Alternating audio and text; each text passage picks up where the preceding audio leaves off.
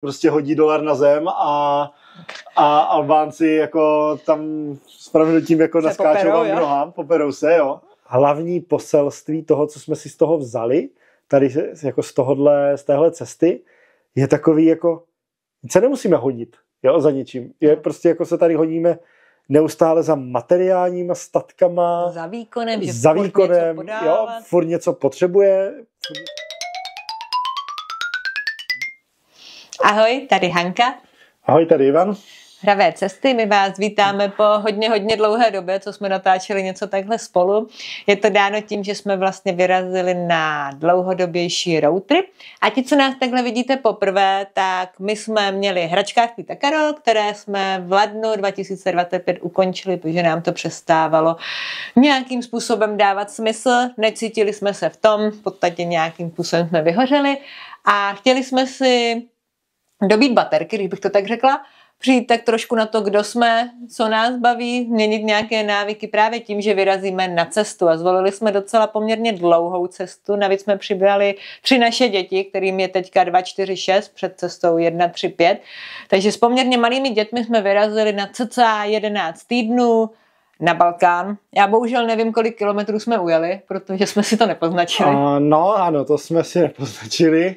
A jsme si to, bavili jsme se po cestě několikrát a nikdy jsme to nezačali ani počítat. Ale podle mapy to bylo cca 7, něco mezi 7 až 8 tisíci. Takže ty si odřídil, protože já neřídím, Ivan odřídil zhruba skoro 8 tisíc kilometrů. A jestli chceš přiblížit naši cestu, jak začala, kudma jela, jenom tak v rychlosti pro ty, co nás nesledovali, i když tady YouTube videa postupně z té cesty dáváme, tak rychlý update, jak ta cesta vypadala. Dobře, tak naše cesta začala v tom nejlepším městě v České republice, v Brně. Pokračovali jsme dolů přes Slovensko, Maďarsko do Skopje, kde byla víceméně první zastávka dvoudenní. Pak jsme pokračovali až na jih Peloponésu. A postupně z Tama jsme jeli na sever, takže jsme se vraceli přes Korint, Atény, následně na Levkádu. Z Levkády jsme odbočili do Albánie, kde se nám úplně nelíbilo, tak jsme se vrátili zpátky do Řecka. Tam jsme byli asi cca 2 týdny. Pak jsme jeli zpátky do Severní Makedonie a ta byla teda moc pěkná. Pak jsme dali druhý pokus Albánii a zase to nevyšlo. A pak přes Černou horu, Chorvatsko, zpátky do ČR. A celou mapu se můžete podívat tady dole nebo v komentáři, někde dáme oznam.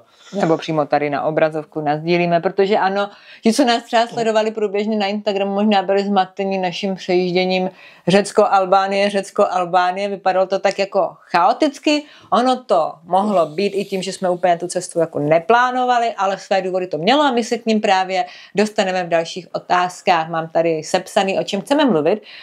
A rovnou na začátek řeknu, nebude to až tolik jenom o tom cestování, jako co jsme viděli a kde jsme viděli, na to tady máme travel vlogy, protože vás spíše asi zajímá, jestli jsme se dostali z vyhoření, jestli jsme změnili něco v našich životech, nezměnili, co se povedlo, nepovedlo, je to spíš video, kde chceme se zaměřit na nás jako inspiraci, co dělat, co naopak nedělat a půjdeme postupně. Začnu pozitivně. Jako první bod tu mám spíše změny, které se povedly, které za tebe cítíš, co se ti jako fakt za ty cesty povedlo, za co se hodnotíš ty pozitivně? Asi jako vyčistit si hlavu. Jo? No. Povedlo se ti to, jo? Dostal jako víceméně jo, tím, že jsem tam víceméně nic nedělal, takže i když někdy to bylo náročnější, tak ale jako v globálu se to asi povedlo. Ty jsi teďka zmínil, že jsi nic nedělal, to bych chtěla jako napravit, protože za mě jsi dělal jako docela hodně, v tom smyslu, že jsi to vlastně celý odřídil. Hodně si vařil jídlo v podstatě ty, byl to Ivan, kdo vařil poměrně zdravé jídlo, to jsme taky jako docela změnili a vybíral si veškeré ty ubytování, jo, bez toho by to asi jako nebylo, takže Ivan tak skromně říká, že nic nedělal, že se jako poflakoval, ale nedělal nic takový to možná tady na oko, co jste nás mohli sledovat, tady ty parádičky na videích, ano, to byla asi jako víc má role, ale co se týče nějakého toho, jak se tomu říká, jestli backupu nebo prostě servisu okolo toho výletu, okolo toho cestování. Prostě jsem byl vedoucí back officeu, no. Jo, dobře. Takže na tobě se ti podařilo vyčistit hlavu. Já tady mám ještě poznačený, že se podle mě jako podařilo docela i ten sport, že jsme předtím moc nic nedělali, že ty jsi tam celkem pravidelně Teď přiznej, co jsi vlastně pořídil, kde jsi to pořídil a co jsi dělal? No, tak hnedka první den v Aténách jsem si koupil paddleboard, že jo? A jako jo, to mě docela chytlo a víceméně jako jezdili jsme pravidelně. Když jsme byli, když jsem byl u moře, tak v podstatě jsem jezdil. Pokud ti někdo nezlomil jak se to ploutev. Ano, ploutev úspěšně na první jízdě, tak jako celkem jo, si myslím. A co tady, co po návratu? Stíháš paddleboardovat? No, tak na poli to je těžko, hele. Ale naštěstí kousek máme Brněnskou přehradu, takže jako párkrát už jsem byl, no. Takže, a máš jeden ambiciozní plán a ten si necháme, když ten tak uvidí až potom. Až si se povede. Až si se povede. Dobře, tak uvidíte. Co třeba z mé strany, co se povedlo, tak u mě to vyčištění hlavy přišlo určitě až v té spíše poslední fázi, řekněme v té poslední třetině výletu. A je to možná dáno tím, že na rozdíl od Ivana jsem úplně jako nevypla ty sítě. Prostě jsem víc trávila času tvořit, něco natáčet na té cestě. Co si budeme povídat, ta technika je v tomto prostě zrádná, že v té hlavě furt máte toto by bylo dobrý, toto je dobrá scéna, toto bych potřebovala další den natočit, co vám vlastně mám ještě říct, co by vás zajímalo. A zbytečně až moc, než mi to tak jako přeplo, tuším v Ohridu, kdy jsem jako měla i lehkou zdravotní indispozici, přeplo, že to prostě dělat nechci a dala jsem si tam víc jak týdenní pauzu a v té jsem konečně cítila jako takový jako pocit svobody, jak říkáš, jo, nějaký vyčištění té hlavy. Za mě hodnotím ještě kladně, že jsme vůbec dojeli, protože jsme neměli moc plán. Naše cestování nebylo úplně daný, jaký země chceme navštívit, jaký místa. A přesto nějak jako to směřovalo. Nespali jsme nikde pod mostem, vždycky se našlo velice dobré ubytování. Jasný.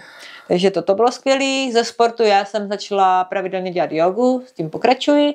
A někdy nevím, nebylo to hned na Korintu, řekněme po nějakých 2-3 týdnech, jestli z Levkády hlavně, jsem začala i meditovat, což včera taky dodržuju. Takže skutečně potvrzuji, že je to o těch prioritách. Já jsem vždycky tvrdila, že ráno nemám na ní čas, že děti mě prostě ženou dělat to a to. Ale když člověk chce, tak jak říká Ivan, kde je vůle, je i cesta. Kde je vůle, tam je cesta, no. Tak to jde. Samozřejmě dostávám se k druhému bodu. Změny, které jsme absolutně jakoby nezvládli, protože nebyla ta cesta jenom zenová, nebylo to, že jsme začali měnit kompletně svůj život a své návyky, k tomu se určitě přiznáváme. A mám tady, zejména to plánování. No, to úplně není v mý DNA, to teda se přiznám. A myslíme teď takovýto plánování ne té cesty, ale celkově, jak ten den bude vypadat, co budeme dělat zítra. Například víš, co budeme dělat zítra? Nevím, půjdeme do sauny? Do sauny. Jo, takže určitě jsme nezvládli to, co jsme si psali jako úkol, že se chceme naučit v tím životě víc vědět, co bude. A s tím pramení to, že jsme nezvládli si třeba jako rozdělit ty děti, že jsme neměli vůbec takový ten čas jeden jenom pro sebe nebo druhý jenom pro sebe. Což se podle mě trošičku i jako vymstilo v některých chvílích. Nevím, jestli se chceš o tom zmiňovat, že nějaký ty propady nálad tam jako občas byly. A tak určitě jako... Přiznáš se k tomu? Řeknu, ne každý den svítí sluníčko, to se jako přiznáme, ale důležitý je, že v globálu je krásně, jakože sem tam sprchne, ale prostě nesmí si s tím zkazit náladu, no. Jo. Ale jo, tak jako na rovinu tím chceme jakoby říct, že to cestování s těma dětma je prostě náročnější, že prostě byly chvíle, kdy to prostě... No jasný, a já obecně jako říkám takový, jakože jako na každé cestě je prostě zaškrbrtnutí, my jsme ho měli taky a člověk a i my jako jsme jako se z toho prostě nikdy neposrali, jo, s prominutím. To naštěstí nevrátili jsme se. Jakože jsme se kdyby nevrátili, že jsme se i když tam byly takovýhle nálady, jo, ale prostě jako jdeme dál si za svým snem nebo za svým cílem a to je prostě to hlavní v tom životě. Jo, prostě se z toho nezasypat a prostě jít pořád dál, no. Ano.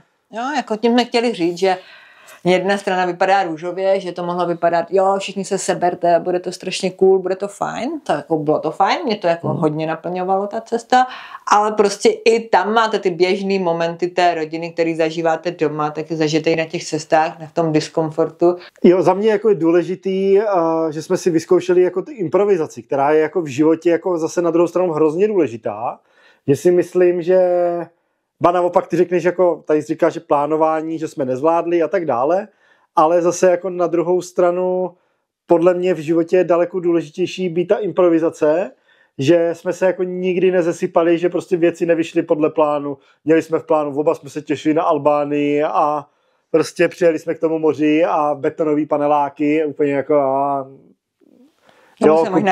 podél pláže, že ani jednou se nám to nelíbilo, tak jsme se z toho prostě nepodělali a prostě vymysleli jsme si jiný nápad, najeli jsme celkem třeba řádově třeba 500 kilometrů navíc, jo, ale vymysleli jsme si ten jiný trip, že jsme se vrátili do toho Řecka, tam jsme ještě pobyli nějaký čas, jo, našli jsme tam zajímavý místa, jo, dostali jsme se na Olimskou riviéru, i když jsme to jako vůbec neplánovali, jo, v podstatě, a prostě objevili jsme místa, které jako jsme ani nevěděli, že jsou, jo, a díky tomu, že jsme vlastně to neměli naplánovaný jako do podrobna, tak jsme jako si to mohli dovolit, jo. Chceš prostě říct, že jsme byli jako flexibilní díky tomu. Ano. Jo, a že ta flexibilita je prostě hrozně důležitá, jo, jakože nějakým stylem, že se o tom jako bavíme a ten, ať už to je vztah, ať už to je ta cesta, že si nějakým stylem vyvíjí, ale když ho máš prostě jasně danou v mantinelech a teď z těch mantinelů přeskakuješ, tak spousta lidí se z toho zesype, jo, a prostě skončí, jo, a my jsme to nějakým způsobem jako, jo, flexibilně jsme dokázali ty mantinely si ohýbat a tím pádem jako si neskazit ten celkový dojem z určitě, toho zážitku. Jo. Tak flexibilita je potřeba, jak říkáš, potřeba v celém životě. Jo, prostě nejet, já nevím, do 25 studuju, pak dělám kariéru do 30, pak si pořídím 2-3 děti a ono vlastně, něco z toho nemusí vyjít. A pořád vlastně se tlačím k nějakému imaginárnímu cíli, který si pořád posunuju.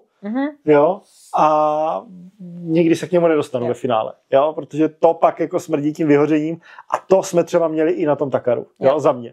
Furt jsme chtěli něco, jo, jakože nejdřív jsme chtěli prorazit, pak jsme chtěli být větší než Alza, pak jsme chtěli být větší než Amazon, jo. A teď, když se to najednou nestalo, jo, tak si nenaplnil svá očekávání a vyhořel si.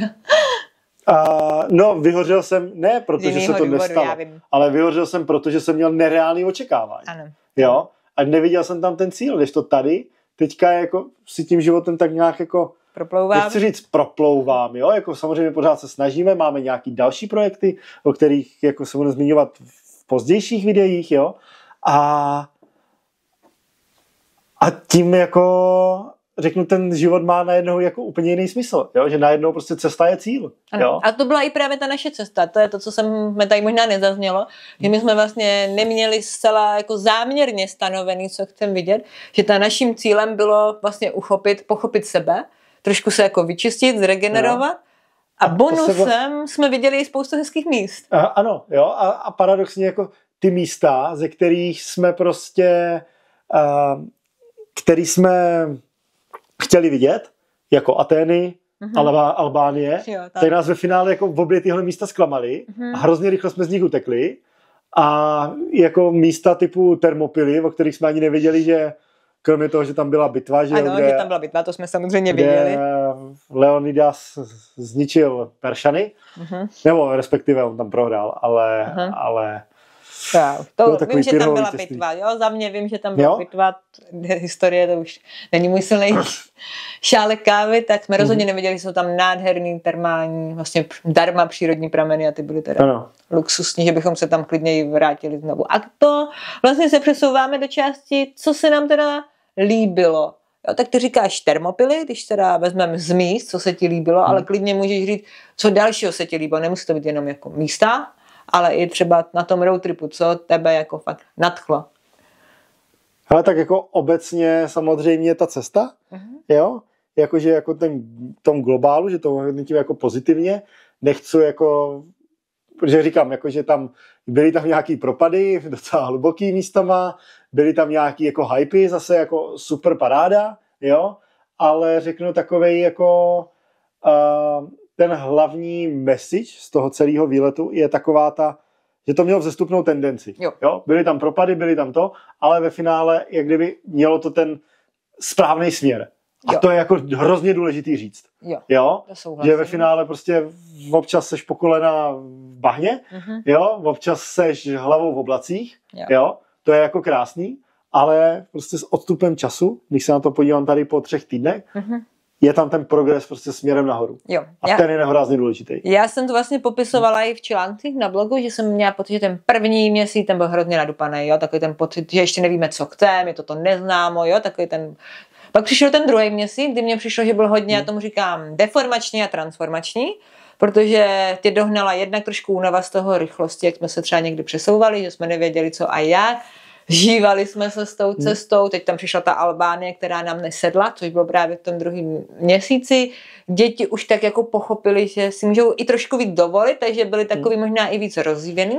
A pak přišel ten úplný závěr, ty poslední 3 týdny, ty za mě, ty se třeba, kdybych měla zhodnotit, co se mně líbilo, tak byl opravdu od, řekla bych, Černé hory, Ohridu, Černá hora a prostě jsme byli třeba v tom Tivatu a i Petrovači, prostě v té Černé hoře.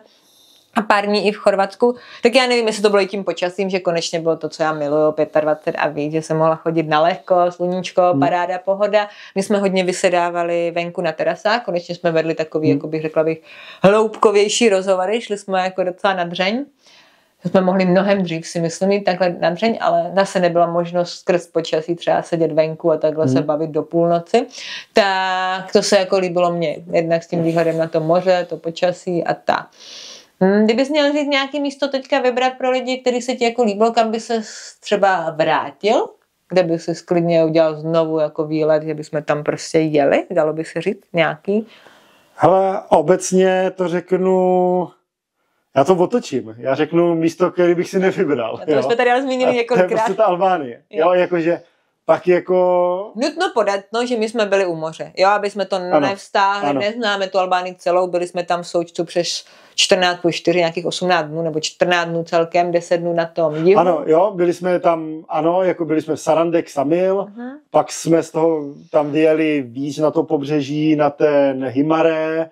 Jo, tom logarským průsmykem jsme prostě k logarskému průsmyku, v podstatě pod něj, ze spodu, nepřejížděli jsme ho, ale tam jako jo, tam už to bylo jako hezký, jo, taková jako hezká krajina, hezký moře, ale třeba jako to Sarandek, Samil se nám prostě jako nelíbilo. Není to náš vůbec Disneyland, hromada restaurací, hluk, hromada světel, pláže skoro žádný, jo, všechno jako zavřený, všechno prostě patřilo k hotelům, všechno patřilo k tomu, jo, nebyla tam za mě ta autentičnost, jo. A to samý byl potom ten sever, kde jsme byli v tom Schengenu, jo, kde... To bylo ještě horší možná. To bylo ještě horší. To bylo prostě jedna krabice vedle druhý ve 3 řadách, naskládaný kolem hodně špinavé pláže a hodně špinavého moře.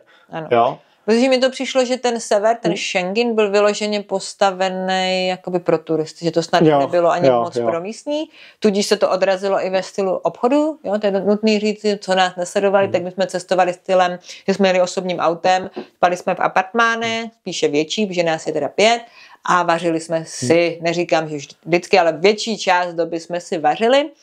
A tudíž jsme zháněli lokální potraviny a to v té Albánii byl pro nás další takový jako problém, že buď jsme jako na to nebyli zvyklí, jasně, nemáte tam Lidl, nemáte tam známý supermarkety, ale třeba v tom Schengenu prostě, tam jsme nebylo, kdybyste nešli k řezníkovi nebo prostě takhle nehledali, kde žijou ti místní, tak pro ty turisty se nepředpokládá, že budou si vařit. A možná to bylo jako celkový zklamání i draho, jo, prostě. Všichni nám říkali, že v Albánii bude levně, nebo mysleli jsme si to. Přesně tak, jo, že my jsme prostě člověk jako to tak nějak jako z vyprávění vykládal nebo poslouchal a myslel si, že prostě hodí $1 na zem a Albánci jako tam s pravidlím jako naskáčou vám nohám, poperou se, jo. A to říkám jako v nadsázce, no, samozřejmě. Ale jako to tak nebylo, jo. Prostě maso drahý, máslo, mléčné výrobky jako drahý, benzín, jako z celého ne Balkánu, ale v podstatě z celé jako půlky Evropy byl nejdražší. No, platili jsme nějaký 42 korun. To bylo jako euro 70, jo. Jako když si vezmeš, že v Řecku jsme platili euro 40 v průměru, v Chorvatsku a v Černé hoře euro 28, v Albánii to bylo, teda v Albánii, v Makedonii to bylo kolem €1. Tam byla nejlevnější, no. Jako najednou přijedete do relativně chudé země a tam jako na benzínkách stojí jako euro 70, jo, tak je to jako wow. Jo. Už jsme se tam vlastně potkali s Čechem, který tam dlouhodobě žije, takže jsme se vyptávali i na Albánii, na ty ekonomické aspekty, jako kolik je tam minimální a průměrná mzda. Teď to teda, abych nekecal, protože že 13 000 byla ta průměrná mzda Albánce a teď prostě tam bylo draho jídle minimálně jak u nás v České republice. No ano, nějak prostě v nějakým nedávným průzkumu, co tam byl, tak 84% Albánců uvedlo, že by se chtělo ze země odstěhovat. No. Jo, takže jako asi tak. A skutečně vlastně je to vidět vlastně v tom Sarandek Samilu, což je postavený pro turisty, že ta země se, samozřejmě logicky my to jako chápeme, otevřela těm turistům, že se jako snaží vlastně přitáhnout ten tok peněz z toho turismu k ním, především asi pro Italy, kteří tam můžete vlastně mezi Durres a Bari, jsou trajekty a asi další. My jsme zvažovali původně se vlastně z Albánie do Itálie, nakonec to nevyšlo z časových důvodů především. A takže jakoby ta Albánie se otevírá, že jo, ona byla dlouho, my jakoby tu historii známe, my jakoby chápeme, proč se tam některá ta výstavba tak děje, na druhou stranu si myslíme, že by pořád se dala dělat výstavba s nějakou důrazem na tu přírodu, zasadit prostě ty hotely do toho krajinného rázu, udělat to prostě přívětivější a ne být to, jak říká Ivan, jenom prostě pračka na peníze. Tam jde vidět jako ta nehorázná honba za penězma. Jo? Jakože řeknu v tom Řecku, ty hotely jsou takový jako rozlezlý, beru to, Řecko má větší pobřeží než Albánie. Albánie toho pobřeží má asi jenom 350 kilometrů, takže je to málo, jo.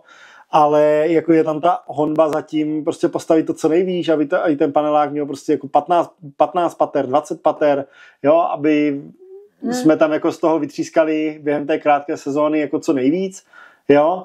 A osobně si myslím, že se jim to trošičku vymstí, jo, že ty lidi to ten rok jako si vyzkouší, rok, 2, řeknu, když se tam prostřídá ta celá Evropa, 500 milionů lidí, tak to bude trvat 10 let, jo, ale pak jim prostě ten turismus zase spadne, protože ty lidi nám nebude ta úroveň těch služeb, si myslím. Se vrátí jako...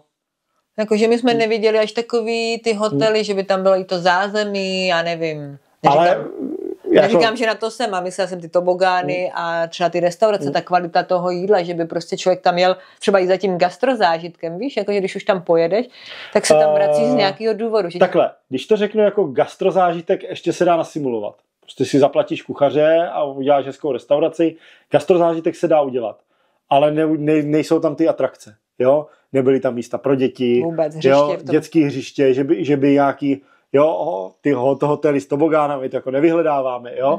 Ale to tam vlastně jako není, jo? Takže jako reálně třeba, to jsme viděli v tom Schengenu, jo, že vlastně jako tam bez urážky, ale jako u toho moře nebylo co dělat, jo? Jakože mohli jste se vyvalit na pláž, jít do restaurace a to je jako všechno. Jo? A nám teda, když to teda dokončím, nám to třeba jako nestačí. Jo? Je možný, že někdo si jde fakt jenom odpočinout, pak asi třeba hledá, jenom jako najíst, vyspat, vykoupat se, ale jako my máme rádi tam kombinovat nějaký ty zážitky. Neříkám, že potřebujeme denně na nějaký turistický místa nebo potřebujeme dělat treky, to ani nejde s těma třema malými. Samozřejmě v tomhle mají prostě nevýhodu v toho, že tam nemají ty památky. Jo.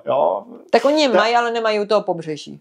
Jo, teoreticky dá se jít do těch hor, byli jsme třeba v tom Gyrokastru, věřím, že i město Berat, 1000 oken se mu přezdívá, že tam máš aspoň výhled na ty hory, že tam máš nějaký jako pozůstatky. Jo, jakože je zajímavý, že historicky, když to vezmeme třeba z pohledu středověku, kdy vlastně celý tady to východní Jadrán a Jonský moře ovládali Benátčani, takže vlastně proto třeba Chorvatsko vypadá tak, jak vypadá. Do jisté míry tak vypadá i Řecko, protože tam jako hodně vládli ty Benátčani, jo. Tu Albánii z nějakého důvodu tak jako nějak vynechali. No to jsme si furt kladli otázku. Jak to, že jako na pobřeží té Albánie není... okolí toho Ksamilu je ten Butrin, což je nějaký jako antický město, víceméně jako starořímský. Ale jako by taky tam byli Benátčané nějak tam psali, ale abych nekecala, jo. Možná tam přišli na pivo a párek, jo, ale jako nic tam nepostavili, jo, jakože reálně, jo, že když pojedeš do toho Chorvatska, tak máš jako kupu těch měst, jo, jako Split, Zadar, Trogir, Dubrovník, jo, tady z těch velkých pevností, jo, pak tam máte Pulu, jo, a tak dále, jo. Té Albánii to chybí, no. Té Albánii prostě jako není absolutně jako nic na tom pobřeží, jo. Fakt jako... Kromě toho Butrintu, abychom teda... Kromě toho Butrintu, ze kterého teda jako ano, je to jako pěkný, je to, ale jako je to v podstatě jako vykopák, není tam jako reálně postavený jako budovy se střechama nic, jo, jako to tam jako reálně není. Tak, není to jak v tom Chorvatsku, jo, ale mě třeba toto už pro mě jako zajímavý, že můžu něco vidět, ale ano, jak říkáš ty, u pobřeží pro nás to jako nebylo, nicméně řekněme, že jsme v té Albánii nebyli v těch horách, že spousta lidí jako mluví o tom pohoří Tety, jo, a tady jasný, na jo, Korče a tady tyhle oblasti. Věřím, že pro turistiku v horách, jako jo, ta země má co nabídnout. Jo? Zatím, jo, co jsem tak slyšela, furt i ostatní, když jsme potkali, jsme vlastně po návratu z Albánie, teda obecně z roadtripu potkali tady na Jižní Moravě v areálu Lednice jsme potkali cyklisty do okolností a dali jsme se do řeči a zrovna pán taky byl v Albánii a on byl v pohoří Tety a vracel se s velmi rozčarovanými dojmy, stejným jako my. Všichni vám povídali, jak to bude super, vlastně se na to všichni na tu Albánii vždycky jako těší,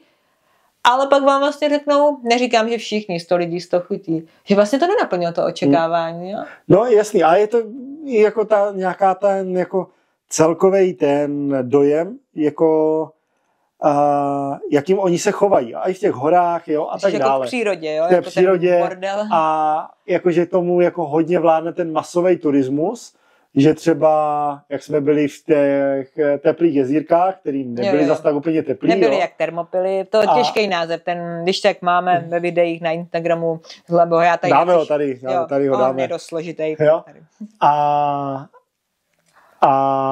No, a že už to tam jako obetonovávali. Ano, už to tam obetonovávali, velký parkoviště, jo, a vlastně tam bylo jenom pár jezírek s teplotou vody jako 28 stupňů, no, jo. Ani to ne, podle mě. Já jsem do toho ani nechtěla. 28 stupňů, no, říkám, že tam jeden Čech, co měl hodinky s ale teploměrem. Nepřišlo mi to, jo. Pár, 2 jezírky, 3 jezírka, malinký, jo. Pak jako dál v tom údolí byly ještě údajně další. Ale ty měly být chladnější. Nešli, jo, ale některý, ano, některý byli jako chladnější. Místo hezký, jo, místo v horách, jo, po cestě jste jeli tím údolím řeky Vlosy, nebo jak se to vyslovuje. Vjosa. Jo, tak Vjosy, jo, ta teče, myslím, právě na hranice s Řeckem, že jo. A tam je takový... No, ona teče od hranic s Řeckem. Od hranic s Řeckem, teče a vlívá se, myslím, u Vlore. To naopak, jo. Vlore do moře. Jako to údolí bylo hezky, ta příroda, ta se mi jako právě hodnotná líbila v té Albánii, ale... Tam to městečko Permet, tak nějak to bylo, jo. Ten byl taky pěkný, jo, jakože to vnitrozemí, jako jo, to má co nabídnout. Jo, ale tomu moři, pokud jste jako my, takhle, jako znovu to zhrneme, my jsme spíš, inklinujeme spíš k baťuškářům, nebo před dětmi jsme byli úplně baťuškáři, jsme jeli takovým tím punkovým stylem něco vidět. S těmi dětmi se přesouváme civilizovanějším způsobem, bych řekla. Navštěvujeme hřiště a prostě věci, které ty děti baví. Jo. Takže dobře, to jsme se ale dostali, jsme měli povídat o... Co se nám jakoby líbilo z míst, tak já jenom ještě doplním teda, co se líbilo mně za místa. To bylo asi celý ten... Hodně Řecko. Vlastně k Řecku jsem neměla žádné očekávání, já jsem před tím roadtripem to měla nastavený tak. Do Řecka jdeme proto, že v březnu je to tak jako z těch zemí na Balkáně nejteplejší, takže tam strávíme nějaký ten čas, dostaneme se do té psychické pohody a pak hurá, pojedeme do Albánie a teď jsem prostě viděla, že budeme navštěvovat ty místa, které jsem měla jako představa, že to budou ty top. A možná i díky tomu vlastně mě to Řecko strašně jako mile zaskočilo, bylo to samozřejmě mimo sezonu, to je potřeba říct. Jo, je mi jasný, že se třeba hrozně líbily Lefkáda a ty pláže na západním pobřeží, Portokaciky a tak, ty, co znáte z těch katalogů. Nicméně my jsme tam třeba neměli 5 lidí, tam bylo z těch německých obytňáků. Jo. Je mi jasný, že od června ten zážitek bude jiný. No. Jako by se mi to asi nelíbilo. No, takže ano, líbily se mi místa, bylo to hodně asi ovlivněné, že to bylo neturistický, líbilo se mi pak třeba i v Černé Hoře, ale tam už turisté byli, přesto jsem třeba z toho Petrovače na moru, z Budvy, ale i z Kotoru, kde byly davy a šli jsme vlastně nahoru na ten Kotorský hrad, tak se mě tam jako líbilo se mi tam asi ten ráz, prostě to skloubení té přírody, moře, krajiny s těma památkama, jo. Jsem prostě, nebyly tam ty hotely, tady ten strašný styl, takže to je k tomu, co se nám Mě teda ještě jednu věc, co bych jako vyzvidl, ty jsi byla zrovna zdravotně inspirovaná, tak je ten Ohrid. Jo, fakt jako nádherný místo, tam přesně se skloubilo to, bylo to levný, bylo to zároveň jako hezký, upravený, nádherná příroda, jezero neuvěřitelně čistý, neuvěřitelně průhledná voda, jo, tam jako fakt jako, jo, pěkný. Jo, pěkný místo. A ty jsi vlastně říkal, a zároveň tam bylo i vybavení pro ty děti. Jo, že tam byly velké hřiště. Několik, jo, ne jak prostě... A i procházky by se tam daly dělat, prostě výlety. Jo, jako ten Ohrid, jako když bychom měli někomu doporučit, se nás někdo třeba ptal, tak jsem říkala, jo, letět do Ohridu letadlem, nevím, jak mu to lítá právě, to je jediný asi ten malý letiště. Z Vídně lítá, myslím, zrovna Wizz Air přímo na Ohrid. No, takže to bychom si uměli představit, že tam se vrátit třeba na 14 týdenní dovolenou bez auta, jenom třeba tam, nebo se tam půjčit úplně jakoby v pohodě. A to jsme tam možná měli jedno z horších ubytování a nevadilo nám to, jo, že prostě to vynahradilo. Jakoby, chceme říct, že nám nejde ani tak o to zázemí vzhledy, jako spíš o tu krajinu, jak to na nás působí, jak na nás působí a i to jídlo, chutná nám tam a tak dále. Co bychom udělali jinak, kdybychom takhle jeli? Jsou nějaké věci, co bys vlastně za tebe, teď když máš ty zkušenosti s tou skoro 11 týdenní cestou s těma 3 malýma dětma, co bys příště udělal jinak, kdybys měl možnost nebo chtěl vyrazit? Jasný, já bych bez nich. A se mnou? Taky bez. Já i beze mě. Jo, ne, tak samozřejmě je to jinak, když cestujete bez dětí a s dětmi. Já jsem pak spíš říkala, že ačkoliv jsme jeli furt jako docela pomalu, já si myslím, že spousta lidí by navštívila každý den něco jiného. My jsme rozhodně nenavštěvovali furt něco, byly i doby, kdy jsme byli na ubytku, to bylo třeba na té Levkádě hodně, že bychom jeli pomalej. Bychom rozhodně nepotřebovali navštívit všech těch 7 zemí, ale třeba na tom Peloponésu bychom strávili měsíc, ne třeba na jednom ubytku, ale rozsekali bychom to po 14 dnech jako ve východě a na západě Peloponésu, ale rozhodně bychom jeli, výrazně bychom zpomalili. Užívali si to na jednom jako místě. Určitě. Další čas jako v té Makedonii, v Černé hoře a i třeba i tu Bosnu, kterou jsme ještě nezmínili. Jo, tam jsme byli jenom tam jsme byli víceméně na den, no, a jakože ten Mostar byl taky jako pěkný město. A i to mělo tu atmosféru, vlastně tam přicházely hodně i takový ty uvědomění, jak dobré zemi žijeme, jako prostě jsme tam cítili to napětí, jo, ty dějiny, co tam vlastně vás tak nějak jako dohnali, protože byly poměrně živé. No jasný, jo, protože jdete tam kolem muzea, zrovna v tom Mostaru, že je tam muzeum té srbské genocidy, nebo ne srbské, bych někoho neurazil, jo. Tam prostě o tom konfliktu. O tom konfliktu bosenským a teď vlastně jako se díváte těm lidem do tváří a teď si řeknete, no jo, ale to tam bylo v roce 91. 91 až 4, jo, poslední boje v podstatě v Kosovu končily někdy kolem roku 2000, jo. Takže jako si řeknete, tyjo, ale jako lidi, teď se podíváte těm lidem do očí, co tam prodávají ty cetky s prominutím, je jim 50, 55 let a teď si říkáte, no jo, ale ten byl mladý. On jako byl v mým věku, když se tohle stalo, jo, mu tady možná zastřelili jeho dítě, mu tady někdo v podstatě rozstřílel dům, mu tady někdo ublížil, jo, má určitě jako známýho ze třídy, spolužáka, jo, kdo leží tamhle na tom hřbitově, který byl prostě plnej, jo, tam prostřed města. No, mladých děcek, že? A mladých lidí, 18 letí kluci, 16 letí, my jsme prostě procházeli. Prostě ročníky narození našich rodičů, jo. A teď prostě si řeknete, jo, tady tahle historie je tam prostě pořád jako živá a je to něco jako, co i třeba dneska, co se děje jako v Evropě, na co bychom jako neměli zapomínat. Jo, že prostě jako ta historie jako není zas tak stará, když se tady jako stávaly tady ty války a tady ty všechno špatný, jo, prostě v té Evropě, jo, reálně. No, takže ta místa, říkám, ta Bosna by byla určitě zajímavá ještě jakoby navštívit víc, takže ano, některé místa, mám to tady vlastně napsaný, že bychom mohli o malinko víc třeba plánovat, co navštívit, že se nám tak třeba stalo, že například uvedu příklad, chtěla jsem vidět Kokinopolis, tak by měly být takové nějaké železité červené půdy v Řecku. Jenže jsem se nějak blbě koukla do mapy a myslela jsem, že jsou prostě úplně, ale diametrálně jinde. A my jsme jsou u Olympu, což je Olympská riviera, což je někde na východě, jak je Soluň, cca 200 kilometrů, jenomže Kokinopolis byl u Levkády, že jo? Ano. Jo, my jsme tam byli a vlastně hypoteticky jsme je mohli navštívit a tak.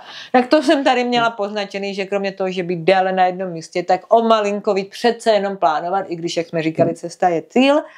A já, co bych ještě zmínila, tak za sebe, to je moje zkušenost, asi bych méně šetřila na tom jídle. Jo, že jsem měla v hlavě nějaký rozpočet, který chceme dodržet, vlastně několikrát. Jsme stáli skoro 50%. Jo, ještě jsme ho vlastně, ano. A tak nemyslím si, že to bylo jenom jako mojí šetřivosti. Prostě to tak jako vyšlo, že jsi úbytka našel fakt perfektní. My ještě budeme celkovou sumu dávat na Instagram. My jsme tam dávali sem průběžně, říkali jsme, kolik nás stálo třeba měsíc v Řecku. To bylo nějaký 64 000. Nebudu teď prozrazovat, kolik nás stál celý road trip, my to víme, ale vážně se koukněte na náš Instagram. No ale zpětně, když jsme ke konci už jsme trošku vypouštěli, věděli jsme, že se budeme vracet a došli jsme si prostě nějakou dobu víckrát do restaurací, ono se to stalo i třeba, protože jsme si nepodívali pořádně, kdy mají všechny státní svátky třeba v Černé Hoře, takže najednou bylo všude zavřeno a my už jsme měli jenom zbytky těch jídel, co jsme si vozili, nějakou krabici, jako toho, co jsme převáděli. Na těch přejezdech měl prostě co nejméně těch potravin, aby se neskazilo. Jo? Když je teplo, už v té době bylo. No. Takže jsme si mysleli, že si dokoupíme a nedokoupíme. Takže jsme začali chodit i trochu víc do restaurací. A vlastně jsem si uvědomila, že jako jo, je fajn neřešit až tolik furt to vaření v tu chvíli, když jste na té cestě, že kdybych nakoupila plátu o něco víc ovoce, zeleniny, tak vlastně nám to přinese tu psychickou pohodu taky. Jo. Takže to tady mám poznačený. Plus za mě příště víc ten detox. Fakt opravdu se zaměřit a když jedeš nějakou takovou cestu, jestli chceš vyčistit hlavu, tak ten mobil opravdu odložit. Hol, to bude za cenu, že bude mít záznamů pro to okolí. Že jo.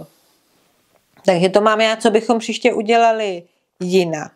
Pak tu mám znovu ještě návrat otázku, jak je to teda bylo být 24/7 z takhle 5, protože kdo nás sledoval, tak ví, že jsme si nestřídali děti, že by třeba Ivan si bral nějaký pravidelný pondělky, já že bych si brala půl den až denní třeba čtvrtky. My jsme se rozhodli pak, že budeme furt spolu, abychom si to jako teda užili, že je nám jasný, že jen tak hned zase asi na 3 měsíce nikam nevypadneme. Neměl jsi pocit někdy ponorky? Tak určitě. Jo, určitě.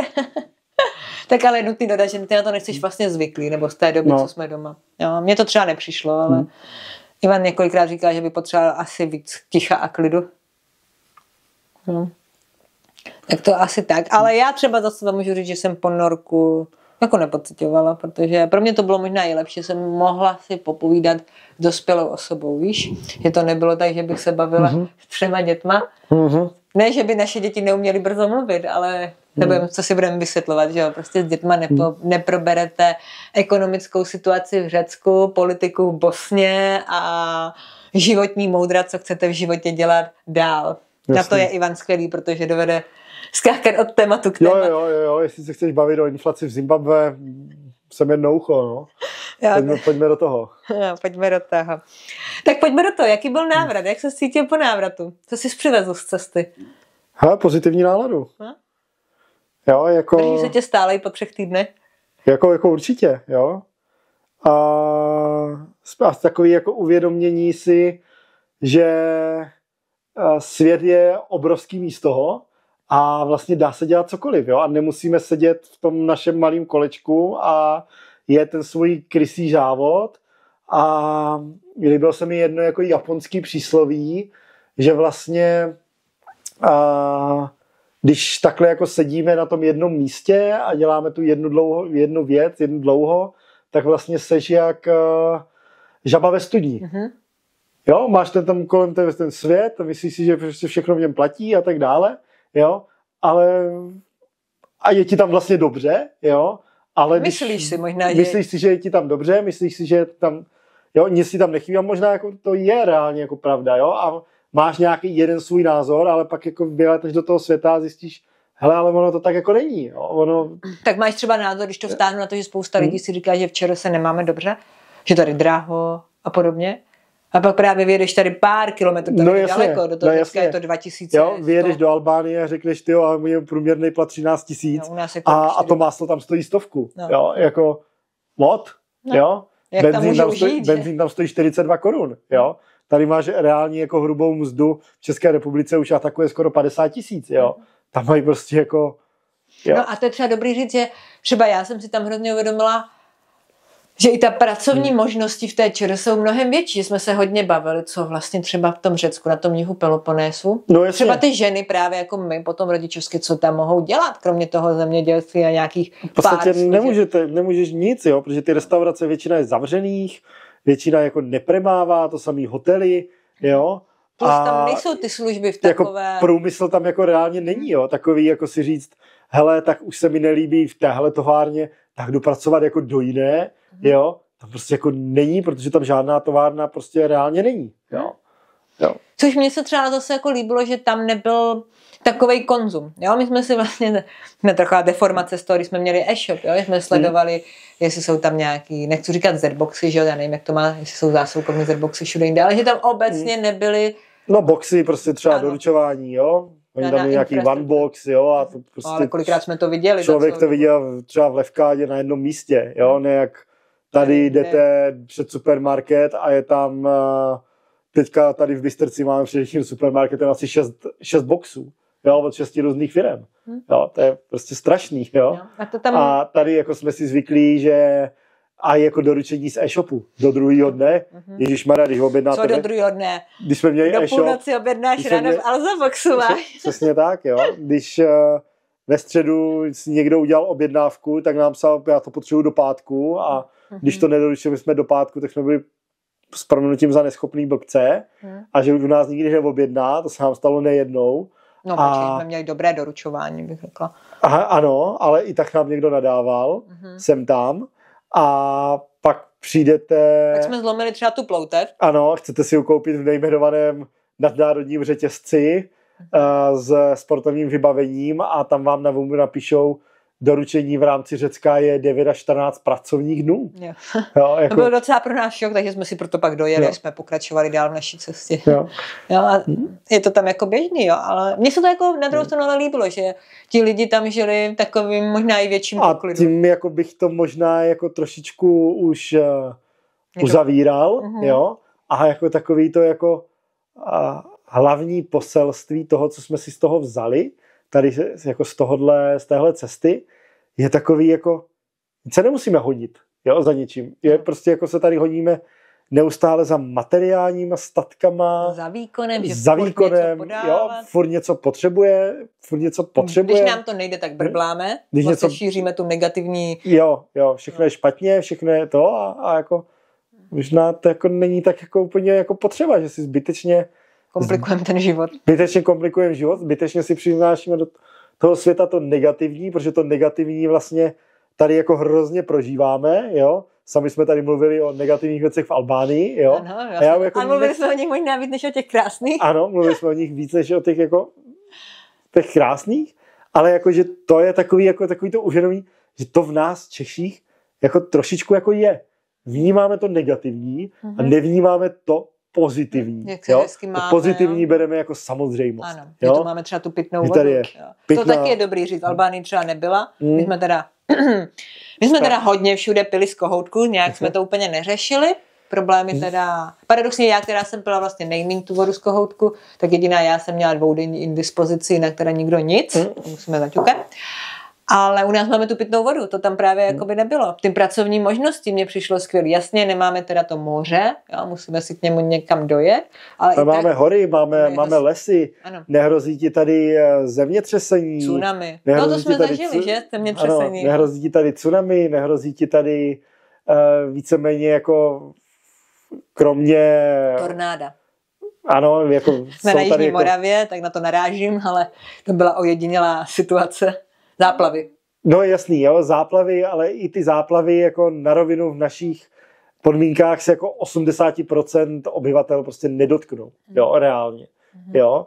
Takže jako, ale nejsou to jako fakt jako masové katastrofy, jo, se ti tady jako netýkají, jo, jako není tady, zároveň tady není horko, není tady zima, jo, přitom jako my Češi jsme asi jako odborníci na stěžování si na počasí, jo, protože půl roku tady je hrozná zima a půl roku je tady hrozný vedro. Přitom jako reálně jako vedro oproti jako světu tady prostě jako není, jo, a zima oproti jako půlce světa, kde jako je zima, jako zima, tady prostě taky není, jo, takže jako to, že je prostě -5 a +30, jo, prostě úplně normální, jo, vlastně jako... Takže to chceš zakončit takhle jako pozitivně, že... Jo, že prostě jako chtěl bych to zakončit tím, že vlastně takový to uvědomění, že ta ČR je vlastně asi jako jedna z mála zemí... Že tady žije dobře. Jo, jako v podstatě jedna z nejlepších zemí na světě. Tak ono to vychází i z těch různých průzkumů, že je tady bezpečno. Jo, a i když to řekneš přesně tak, máš tady dopravu, jo, MHD. To jsme si taky hodně uvědomili. To taky jako v té jako zemi není, jo, na tom Balkáně prostě ten autobus vám nedojede. Vlak. Jo.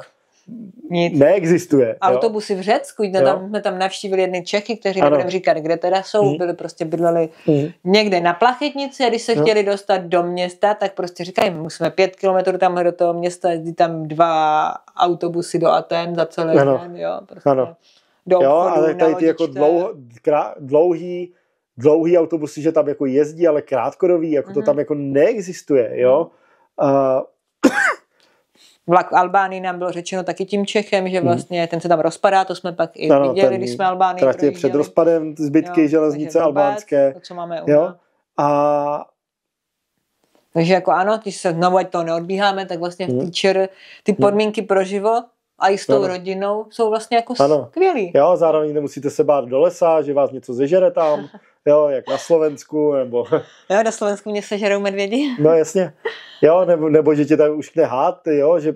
Teď jsem viděla, že tam někde na Ostravsku chodil los, nebo co, po sídlišti, nebo co dostala, to mě teda zajímalo. Byl výherní, nebo ne? Výherní los, to nevím. Já už si tady beru mobil, protože ještě tu máme nějaké otázky přímo teda od vás, jo. Ivan je vlastně neviděl, předpoklad nevím, jestli se díval. Ne. Takže já teda jako trošičku vím... Tady ty, co vezmu k cestě, přišlo nám víc otázek, ale ty asi nebudeme některý, ty zodpovím, když tak ve stories. Tady první otázka, jo. Dozvěděli jste se tam něco nového o sobě, nebo jeden o druhém? Dozvěděl ses něco o sobě nového, co ještě o sobě nevěděl? Nevím, asi jo, ale nechám si to pro sebe. Já si to pro sebe, jo. My jsme tam měli, že jo, v tom Tivatu hodně jsme měli takovej hlubší rozhovor, jako pohodové, jo, my jako moc hádky jako nemáme, říkáme tomu výměny názoru, nic u toho nelítá. Šel do hloubky, něco jsme si tam jako říkali. Jo, to jak se chtěla rozejít, že? Ne, takové nezazněla. Ne, bavili jsme se normálně o tom, co chceme od života. Ivan se mě furt ptal, jestli chci něco, co se plánuje a tak. A já jsem říkala, že nevím, že teď jsem takovém právě prázdnu, vzduchoprázdnu. A kdybych měla třeba já říct za sebe, co jsem se o sebe dozvěděla novýho, tak ano, žiju hodně v takovém tom výkonném světě. Mám hodně problém s tím, že třeba jako starat se o 3 děti vnímám jako samozřejmost, to je něco jako normální a k tomu bych ještě něco měla dělat. Jo? Že prostě nevnímám tu roli pečující matky o ty malé děti jako plnohodnotný úvazek, a pak se zbytečně ničím. Jo? Zbytečně pak jdu na dřeň, zbytečně pak prostě sebe tlačím do něčeho, co nechci. Tady je otázka. Co neočekávaného se vám na cestě stalo? S tím jsme nepočítali. Tak je jako jedna příhoda napadá. S čím jsem nepočítal? No. Tak jako nepočítal jsem s výměnou brzd. Když jsem byl v servisu hnedka před cestou, že jo, tak jsem úplně nepočítal, že budu mít po 3000 kilometrech úplně zedřený brzdový destičky, což jsem nemohl udělat já na dálnici, ale trošičku zanedbaný servis, takže... Jo, asi, bohužel, dokázat se jim to nedá, takže jsme to zaplatit museli.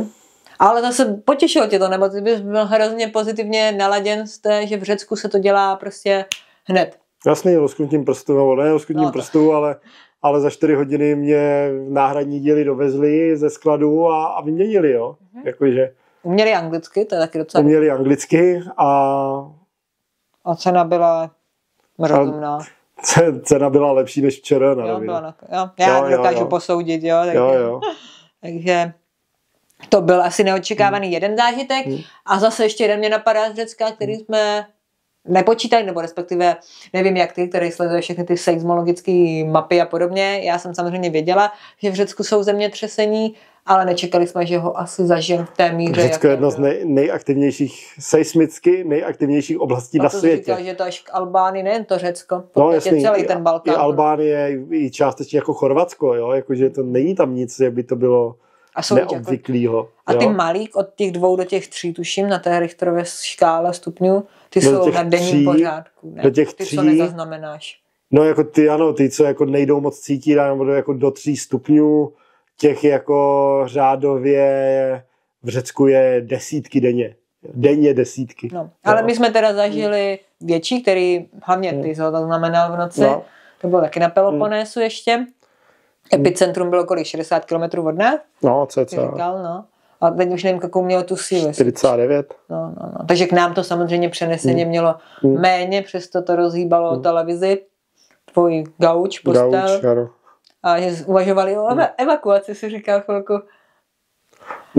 Tak to jako ne vyloženě, ale samozřejmě díval jsem se kolik a kde, že jo, protože jako může dojít 4, ale ono to mohlo být o 200 km dál 7,5, že jo.